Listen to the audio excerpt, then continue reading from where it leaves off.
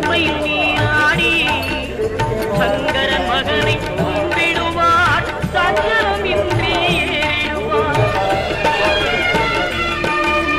நீலிமலை ஏற்றும் சிவபாலனும் ஏற்றிடுவார் காலமெல்லாம் நமக்கே